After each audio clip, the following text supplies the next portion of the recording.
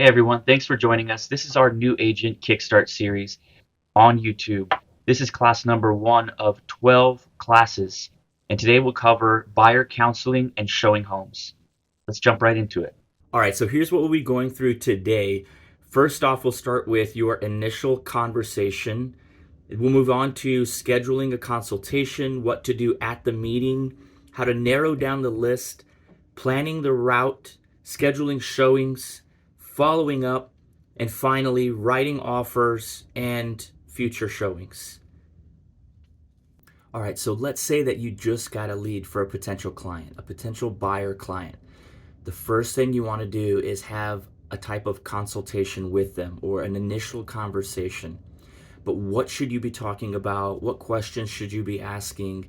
And how do you do this successfully so that they continue to want to work with you after the initial conversation? So, the first thing you're going to want to do is try to start building some rapport. You can ask them questions about their family, their occupation, their hobbies, or even their goals. All four of these topics for questions or conversation pieces will not only help you to build that relationship with the potential client, but it'll also help you understand where they are in their life, what they have going on. It'll give you an opportunity to share some of your hobbies or your goals. But remember, when you're asking these questions or you're having these conversations, make sure that you're segueing into the next topic or the next question, or that you're conversing with them very naturally and very organically. Don't force these questions or these topics. Let them come naturally throughout the course of the conversation. As adults, we should already be pretty used to being able to do this. But if you're not, practice. Give your team lead a call, your broker a call, or another agent in your brokerage a call, and see if they will do some script or role play with you on the initial conversation with a potential buyer client. This is also a great opportunity to share things about yourself in a back and forth type situation. Don't ask people questions about their goals or their hobbies and then just try to give them advice about their goals or advice about their hobbies. Make it natural, make it about them. Let them tell you everything about them and let the questions come back to you in a very natural way. So, the next thing you want to do is try to pre qualify the client through conversation. Don't rush into pre qualifying the client or these pre qualifying questions if you're still having a nice, genuine conversation with the potential client regarding their hobbies, occupation, goals, and family. Let that conversation, let the rapport building part of the conversation grow naturally. And if you start to sense that all of these things have been talked about, there's not much more rapport building to happen. Also, if you feel like the potential client is has some walls up or isn't really engaging too much on the rapport building aspect, don't give up on the rapport building. Just try to fit in the rapport building in the pre qualification part of your conversation. Again, a common theme here, and anytime you talk with your clients, is going to be not to force any of these questions or conversations. Just let everything happen naturally. And if it doesn't happen naturally as we go through it in the order that we think it should be going in, don't worry, don't stress, and don't rush to end the meeting because you're unsure about the talking points. So get into your pre-qualifying questions. Ask motivating questions why are they moving? What's causing them to move? What are they wanting to move for? Where are they moving from? Are they renting and looking to purchase? Anything like that. What are their motivations? What is really driving them to want to purchase a home right now? That'll tell you a lot about their situation, about the type of home they might be looking for, about the price range they might be in, other obstacles that they may have that may prevent them or slow them down from buying a home right away. Financial questions, how much they can afford, how much down payment do they have available, have they already spoken to a lender, are they already pre-approved for a property, things like that. Timing, how soon are they looking to move? Do they want to look at homes right away?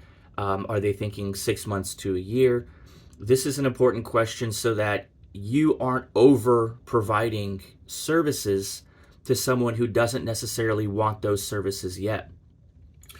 Over providing services to a client isn't as bad as not providing services to a client, but you really don't want to overwhelm someone who is just kind of testing the waters. Someone who isn't quite ready to buy yet, but really wants to talk to somebody who they feel like could guide them throughout the process or throughout this phase of preparing themselves to purchase a home. All right, so once you've had that initial conversation with your potential client, you've gotten through all of the personal get to know you things, you've gotten through all the pre-qualifying, why are you buying, what can you afford, is this the right time for you? Once you've determined that you and the potential client and you have a relationship that can move forward, the situation of the potential client is such that they can move forward with buying a home and their goals, you want to schedule an actual consultation, a buyer consultation. This is where you'll help them understand what they're about to get into, what they're about to deal with, and what they might be able to prepare to make that easier or more smooth. Now, this conversation can be in person or it can be virtual. The great thing about what's happened in the past couple years is that it is much more acceptable to get on a video call and not have to actually meet someone in person. Don't use this as a way to be an introvert or to feed your introversion. Meet with people in person as often as you can. There is so much more to gain and so much more of a relationship to build when you're actually talking to someone one-on-one, to their face, in person, where they can see your gestures, they can see your facial expressions in real life, and you can do the same for them. This is all part of the relationship building that is continuous from start till way past the closing date. Now, don't be afraid to suggest the times that are best for you and your schedule. If you get into a habit of allowing things to just happen as they happen, or allowing potential clients or anyone really to dictate when they're meeting you, you'll end up putting time blocks in between your days at moments that might be extremely inconvenient for you being productive. So set aside times for consultations, or before you schedule your consultation, look at your schedule and provide some options that work best for you and your schedule so that you're most productive, not just for this potential client, but for all of the other clients and all the other responsibilities that you have as an agent. All right, so let's say that you have successfully scheduled a buyer consultation and you've already had your initial conversation with the buyer where you asked your pre-qualifying questions, you were building rapport. But remember, this has to continue on much further than just your initial conversation. So at this meeting, you're going to continue to ask these pre-qualifying questions, these rapport building questions, but they need to be a lot more specific to your buyer's actual wants or the market that you're currently working in. So you want to ask them questions about the price point that they're looking in. They may know what price they want to be in just based off of looking online and seeing what kind of homes are in what price points. But that's not necessarily the most definite way or the best way to determine what your price point is. A better way would be to get your pre-approval and figure out how much you can afford. If it is above that amount, then you know that you cannot purchase a home in the price point that you want as a buyer. If it is above the amount that they were looking towards, you could look at all the homes that are in the price point they want and also show them, if they want, homes that are in the higher price points that might be a little bit better for them just outside their price range. Find out what location they might like to live in. This would be based off of a lot of the report questions, their occupation, their hobbies, their family. Where do they work? Where does their other family members work? What does their family do in the evenings or on the weekends? What hobbies do they have that might require them to be near certain facilities or certain companies inside your market? Do they have a particular style that they like, or do they want specific amenities in the HOA or just recreational amenities around the community or around the area where they want to be looking to live. Find out what their expectations are. This starts with the price point that they're looking at, but there are a lot more expectations that buyers have than we might realize. It's real easy for someone who's looking for a home to go online and see videos from all different kinds of people giving all different kinds of information. And a lot of times, the videos that people are watching aren't specific to their market. So they're learning information from agents or from other professionals or people who know what they're talking about, but that may be just generalized information, generalized data, generalized market data, nationwide data. It may not be super specific to the market you're dealing in. So you need to ask them questions about their expectations in order for you to manage the expectations. This is a super important question to ask because you don't want to get into the process, start searching for homes, start putting offers on homes, then find out something isn't meeting their expectations, or the way things are going isn't how they imagine things going, and the only one they can blame is you, because everybody else online is telling them things go a certain way and they aren't.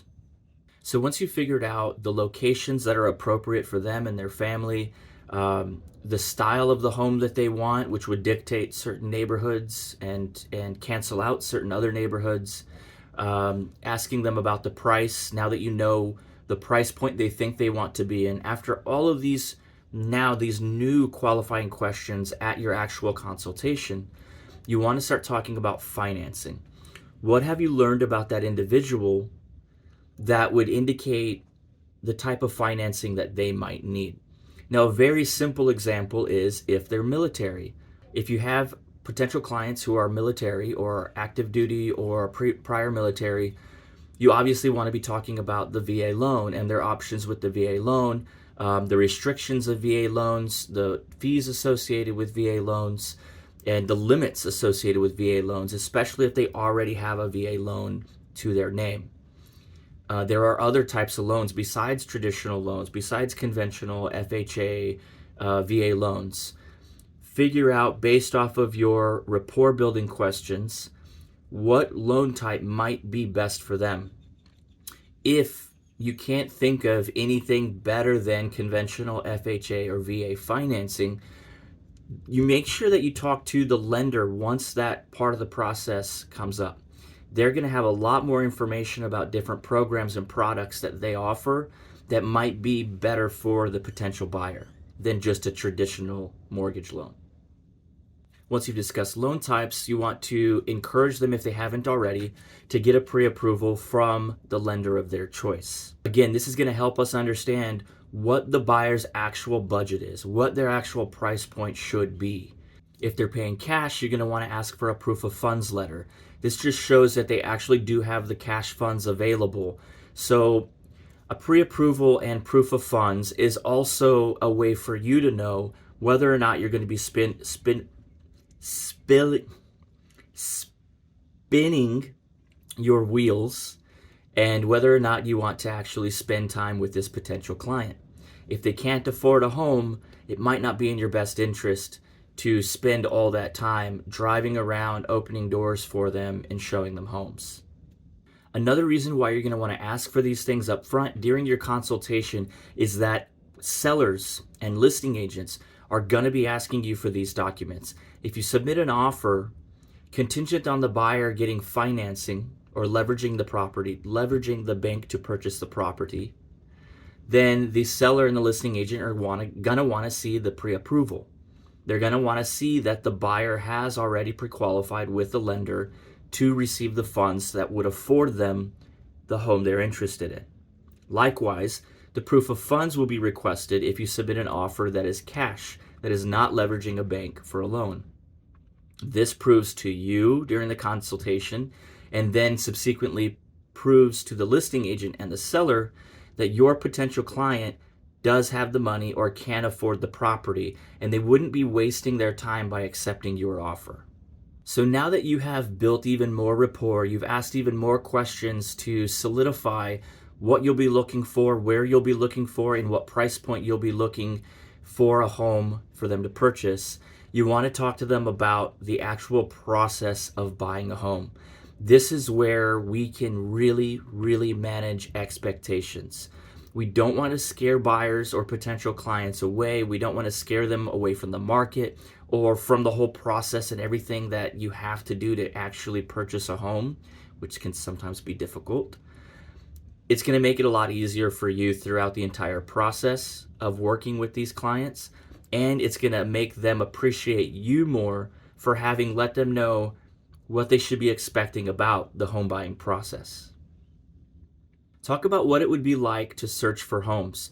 Now, in 2023, it's a lot easier for clients to send us homes that they have seen online that they're interested in. Of course, we can set up drips and we can set up searches for clients so that they're receiving all of the new listings as soon as they hit the market. But the problem with that is you can't go through every one of them to look at all of the specifics for that particular individual. If they want certain types of flooring, if they want a certain type of fencing, anything, it's difficult to set up a search, a drip, to where the only homes they're seeing are homes with that type of flooring or with a pool or a certain type of fencing. And while you could manage their expectations by letting them know, hey, I'm going to be setting up a search for you just so we don't miss anything that comes on the market. But I want you to be aware I'm not going to have had a chance yet to go through these individually, every single photo, to make sure that it includes or doesn't include anything that you've specified to me during our consultation. Just food for thought. This is a way that you can go about managing your clients' expectations and helping them search for homes or encouraging them, because they're already looking on all the apps already anyways, every day, every night before they go to bed. This is a great way of encouraging them. Hey, keep doing what you're doing. Keep looking at the apps, keep trying to find homes, keep getting those notifications. When you see something you like, send it right to me and I'll analyze the property for you. And even though it's visually appealing to you, I'll make sure that it's financially and structurally sound so that it's a good purchase for you or you and your family. Educate them about making offers. What does the contract look like? What does the purchase agreement look like? Go through the purchase agreement with them section by section and explain to them what each section means and how you'll be filling it out based on the home that you end up finding to put an offer on. Explain what the option period is, what their actual options are in the option period, what they can do during an option period to save themselves a lot of trouble and a lot of headache throughout the process if they don't find things out during that time. Talk to them about what the appraisal is going to be doing, what the appraisal means for their loan if they're getting a loan, whether or not they're going to want an appraisal on the property or not if they're paying cash. And overall, talk about the state of the market.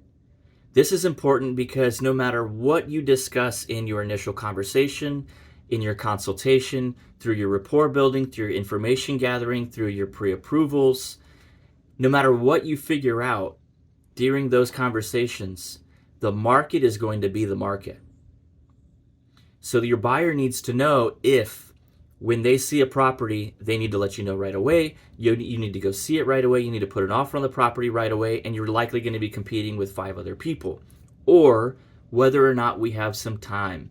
Whether or not, hey, listings are pretty high right now because of the market we just came out of, but we have X, Y, and Z opportunities to try to get that price lowered or to try to further validate the property to make sure that it is a solid investment. We don't have to rush into anything in this market, or we do have to rush into something in this market. Or, hey, we're not getting appraisals back in time, so we need extra days in the appraisal. Let's make sure to include that into the contract. Talk to them about what's happening in the market and what they should be expecting. Competition, the type of homes on the market, the amount of time that homes have been sitting on the market. As a listing agent, let your buyer clients know, what am I seeing on the listing side? How are buyers' offers coming through on my desk? That way I know how to compete with other buyers in the market. All of these things are beneficial not only to the client, but also to you having those conversations with them and figuring out if anything that's going on in the market right now is going to be a deal breaker for them, and ultimately tell you whether or not this is someone you want to be spending your time on. All right, so now that everyone feels comfortable with each other and you've started looking at homes based off of the qualifications the buyer has, you want to narrow down the list. What buyers will be doing is looking at photos online and gauging or judging the property based off of its looks. Other factors, square footage, bedrooms, some things that the home has, maybe certain things in the kitchen or a pool. But for the most part, they're going to be looking at all the visual aspects of the home. You want to help them narrow down the search by qualifying the homes as a professional. Help them do research into the homes, into the area, into the community. What are the HOA fees? All kinds of things to help them narrow down their search. Educate them on the market. They may love a particular home, but they may also need a better school district. They may love that it's a corner lot, but they may not like that the neighborhood allows mobile homes or manufactured homes. So all of this stuff is super important for not only saving you time, but also saving your clients time. Something you don't want to do is just take your buyer's list and just start scheduling showings, because you're going to go out to these properties. You could pull up to the driveway and find out, hey, there's kind of a slant to the house. We may not even want to see this property. Let's go to the next one. You go to the next property and you realize, wait a minute, this house actually doesn't have very good plumbing. The listing didn't say that anything was wrong with the plumbing, but we came in and we noticed that the water's running a little bit low or at low pressure. This is going to have to get checked out. Maybe they don't want to deal with an inspection like that. Maybe they don't want to deal with an issue like plumbing. And now you shouldn't have even seen that home. That's 2 homes out of your list, out of a very short window of time you have in a day to be showing homes, that you could have avoided from the beginning if you just did your research for your client, either through that listing or by contacting the listing agent and asking some qualifying questions. Prepare yourself for this during your conversation when you are managing your client's expectations. Let them know that you're going to be researching these properties, that you're going to be qualifying these properties for them. You don't want the buyer to feel like you're just telling them things that are wrong about every property because you don't want to go show properties. You don't know what buyers are going to think. You may not be putting off that kind of energy or creating that kind of impression in your mind, but you want to avoid the buyer having any questions or the buyer creating their own scenarios or situations in their mind because there's no communication or the expectations aren't managed. So there's a fine line here when the clients are sending you a full list of properties they want to see, and you doing your job to research and pre-qualify those properties beforehand so you're not wasting yours or your client's time. Make sure that they know this. Make sure you communicate this to them and communicate to them what you're doing for each property and what the outcome was. And if you have decided it's not the best property to go look at, explain to them why with very good reasoning. So when you're scheduling homes that have passed all of the pre-qualifications, you want to make sure that you're being as efficient as possible for yourself and for your client. Again, a common theme here is doing things ahead of time, doing a little extra work ahead of time to save you a great amount of work in the long run. You don't want to be 3 months into the business and feel like all you've done is drive around opening doors for people who just want to look at homes, who aren't really interested in the homes you're looking at, or who aren't finding what they're looking for. You'll feel like you're spinning your wheels, wasting your time, and it's not going to be the profession or the job that you thought it was. Help yourself. Do all your research and pre-qualifications ahead of time. This includes planning your route. How are you going to get to the properties that you're showing on the day of showings? Are you starting at your office? Are you starting at the client's location? Or are you starting at the first property you'll be looking at? Regardless, you want to think about, okay, what times is traffic the worst in the areas where I'll be driving? What homes are closer and which homes are further away? Should I go to the last property, the furthest away property, and schedule them in order so that I make my way back to my office, my home, or in the client's best interest, should I start furthest away from their home and work closer to their home? You want to ask them questions too about their timeline or their schedule throughout the day. If they want to look at homes in the afternoon, maybe they're picking their kids up from school, in which case you would want the first property you're looking at to be the one that's closest to the school. You don't want to schedule the first property nearest to their home and the last property closer to the school when earlier in the day they were just by the school and they could have looked at that property first. So planning the route is super important for your client and also for yourself. You don't want to end up in traffic. You don't want to end up having to take back roads or stuck missing an opportunity to see a home because you missed your showing time. So just remember to plan accordingly. Schedule and plan out the routes the most efficient way possible, either for your client, for yourself, or for you both. All right, so now that you've taken your list of pre-qualified homes and you've planned the route for all of the showings, you have to actually schedule the showings. You can use whatever showing system that your market uses. Some just use a phone call to the listing agent, some have an actual platform. Here in San Antonio, our MLS uses something called Showing Time. Super easy to use. You just schedule a showing through the listing for whatever duration that you need or whatever duration is allowed by the seller, and you're good to go. But you want to start having conversations with these listing agents as often as possible. You want them to remember you, to remember your client, so that when you put an offer on this property, they'll know, hey, this agent was on top of it. This agent was asking questions. This agent seemed really interested or seemed to think their buyer was really interested. We might not have a problem or run into any issues with this buyer. So text or call the listing agent with any pertinent questions that you might have. Hey, is the electrical going to be on when we get there? Is there anyone living in the home right now if the listing doesn't indicate whether it's vacant or not? Any kind of simple, easy questions to ask that might be pseudo qualifying questions, even though you've qualified the property based on your buyer's needs already, so you weren't wasting time planning a route or scheduling a showing somewhere you shouldn't be scheduling. So these wouldn't necessarily be exactly qualifying questions, but just things you could ask the agent. Things about the financing. Is the seller accepting certain types of financing?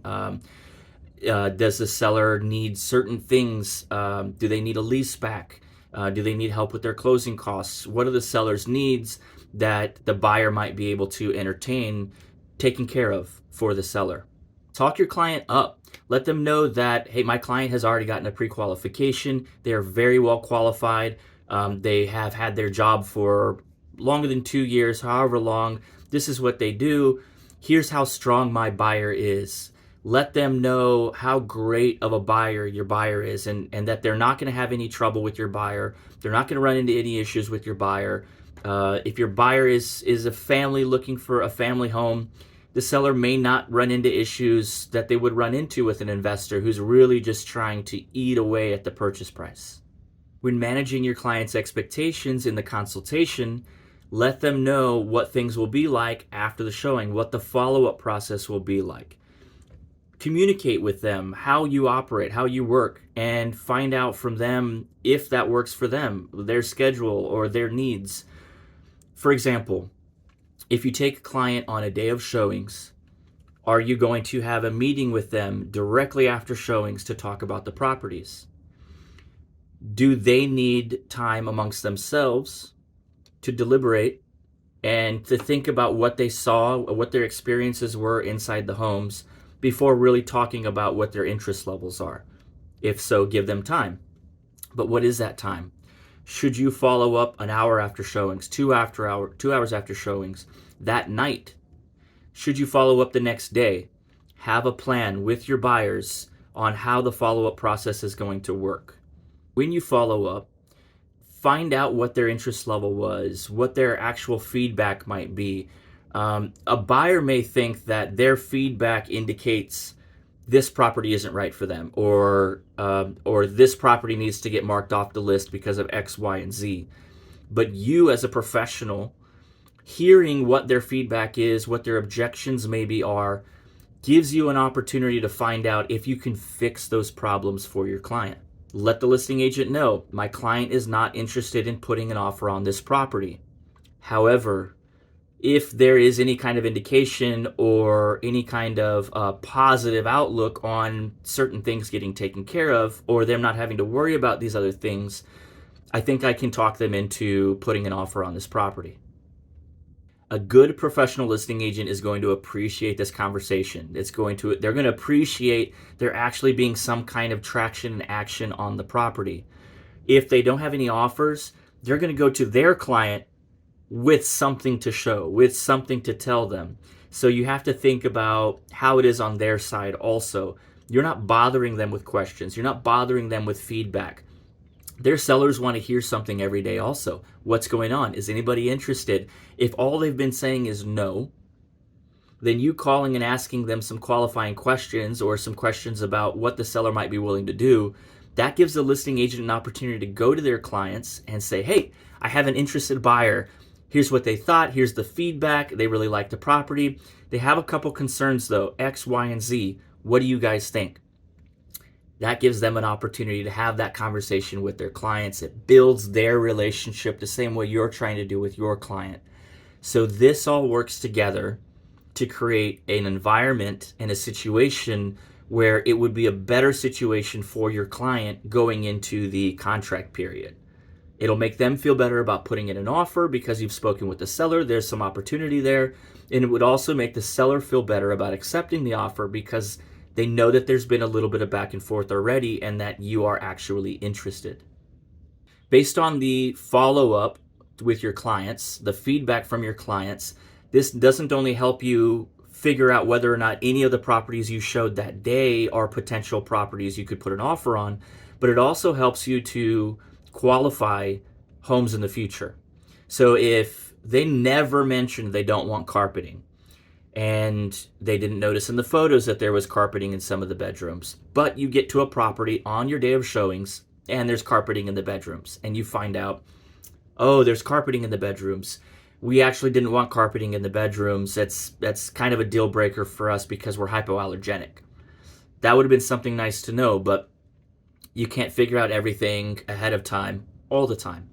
So, given this feedback, you'll be able to look at properties a little bit more diligently and qualify properties more appropriately based on that information.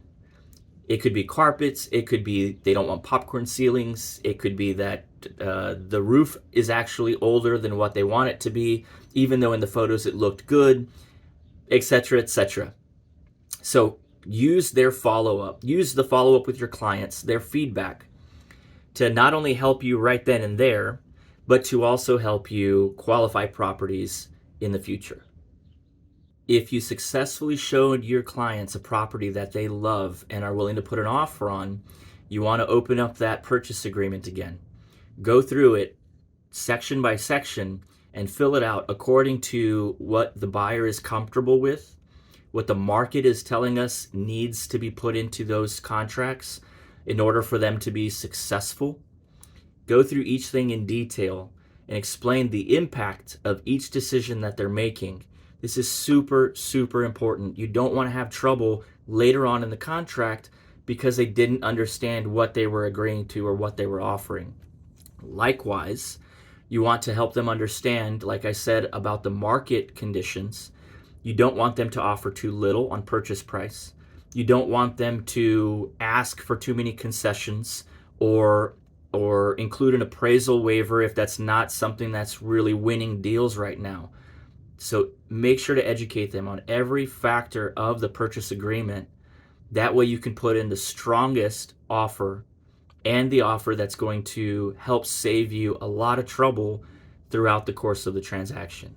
All right, by now it is my hope that you feel a lot more confident counseling your buyers and scheduling showings. But if you have any questions, concerns, or feedback for us, we love to hear them and we do respond to them. So leave us something down in the comments below with your questions or your comments, and we'll talk to you there. Thank you for joining me today on the New Agent Kickstart series. Remember, this is a 12-week series, a 12-class series, so you can find all of these videos recorded right here on YouTube.